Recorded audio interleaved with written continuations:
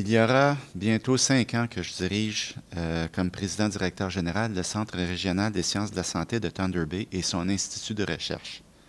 À mon arrivée, j'ai eu le privilège de me présenter à la communauté francophone du nord-ouest de l'Ontario que l'hôpital dessert. Dans le cadre de mon mandat à l'hôpital, j'ai pu observer l'implication du réseau au sein de la communauté francophone dans la région du nord-ouest de l'Ontario. Grâce au partenariat que nous avons développé avec le réseau, nos patients, d'où qu'ils proviennent dans la région, ont accès à nos soins en français plus facilement qu'auparavant.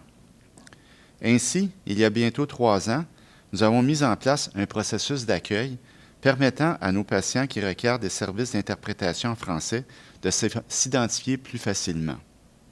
Parallèlement, nous avons ajouté en exergue à toutes les correspondances postales à nos patients une note précisant qu'ils peuvent recevoir leur communication en français s'ils le préfèrent.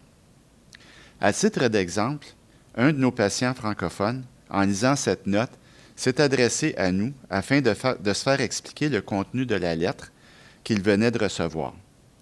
N'eût été de son appel, il n'aurait pas compris qu'on lui demandait de cesser de prendre tous ses médicaments quelques jours avant son intervention.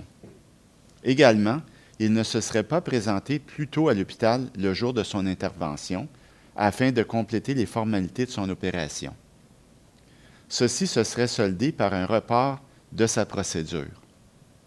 Dès mon entrée en fonction, j'ai pu observer le dévouement du personnel du réseau à améliorer l'accès à des services en français pour les patients de l'hôpital. Cela m'a amené à poser des gestes concrets pour démontrer l'importance de recevoir nos patients et leurs proches aidants francophones dans leur langue. En clair, ça signifie que je me suis assuré que tout affichage public à l'hôpital soit bilingue.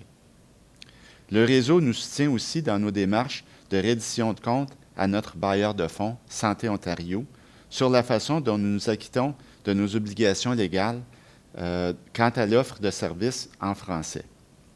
Permettez-moi de saisir l'occasion qui m'est offerte aujourd'hui pour reconnaître et remercier le personnel du réseau, particulièrement sa directrice générale, Diane Quintat, et Chantal Chartrand, pour leur appui indéfectible et leur soutien, leurs efforts soutenus à améliorer l'accès aux services en français dans le nord de l'Ontario. Merci.